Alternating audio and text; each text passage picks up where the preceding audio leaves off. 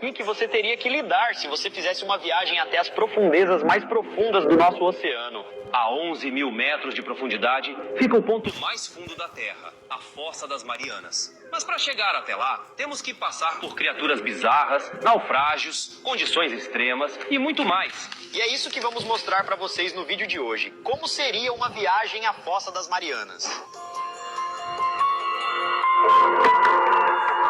A gente começa a nossa viagem aqui em cima mesmo, na superfície do oceano. A camada superficial é chamada de zona epipelágica. Varia até 200 metros de profundidade. Há muita luz e calor nessa camada. A maioria das atividades humanas, como lazer, pesca e transporte marítimo, acontece aqui. A pressão é mínima e aumenta com a profundidade. No nível do mar, a superfície, a pressão corresponde a uma atmosfera. Ao mergulhar, esse valor aumenta uma atmosfera a cada 10 metros. 6 metros. Começando o nosso mergulho até a Fossa das Marianas, damos de cara com um ser humano comum. Sem equipamento, conseguimos chegar a mais ou menos 6 metros de profundidade. 20 metros. Vemos recifes de corais rasos. Alguns mergulhadores usando cilindro. A pressão da água nessa profundidade já não é mais amigável para mergulhar sem equipamento. 30 metros. Nessa profundidade, por exemplo, a pressão que o mergulhador recebe é de 4 atm. Aqui também encontramos as orcas. Essas baleias habitam as águas relativamente rasas. Elas mergulham entre 30 e 150 metros de profundidade, várias vezes ao dia.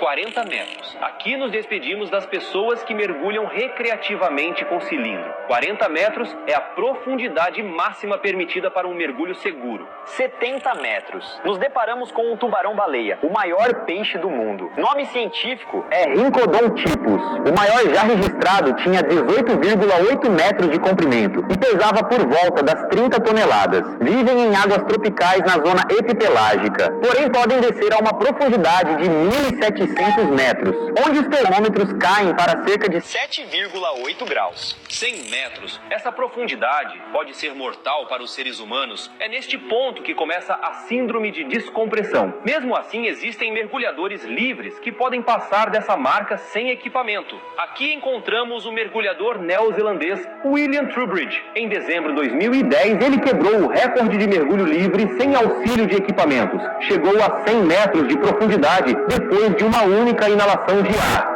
150 metros. Nessa profundidade, apenas 1% da luz da superfície nos alcança, todo o resto é absorvido pela água. Aqui poderíamos dar de cara com o super iate submarino Nautilus. Foi desenvolvido pela empresa holandesa U-Boat Works. Foi projetado para servir tanto como um iate particular quanto como um submarino. É equipado com um sistema que permite cruzar o oceano e também viajar por debaixo d'água. Tem 37,5 metros de comprimento e 7,7 metros de largura. A embarcação pode mergulhar a 150 metros de profundidade. Pode ficar debaixo d'água por até 12 horas de forma independente. É equipado com sofá, TV, sala de jantar, bar, academia, cozinha, suíte master com piso transparente, 4 cabines, lounge com vista panorâmica do oceano e área para a tripulação. Na parte externa, tem um enorme deck que pode ser fechado quando a embarcação submergir. O valor de venda é de 24,5 milhões de dólares, com prazo de entrega de 30 meses. Agora saímos da zona epipelágica e começamos a navegar pela zona mesopelágica. Fica entre 200 metros e 1.000 metros. Fracos raios de sol penetram essa camada. 200 metros. Aqui já começamos a deixar de perceber a cor azul. Daqui para baixo é uma viagem em total escuridão. Mas se engana quem pensa que aqui já não existe mais vida. Aqui começamos a dar de cara com as formas de vida mais exóticas do planeta. Nessa profundidade encontramos um caranguejo-aranha japonês. Não precisamos nem falar porque ele chama caranguejo-aranha, né? É só olhar para ele. Ele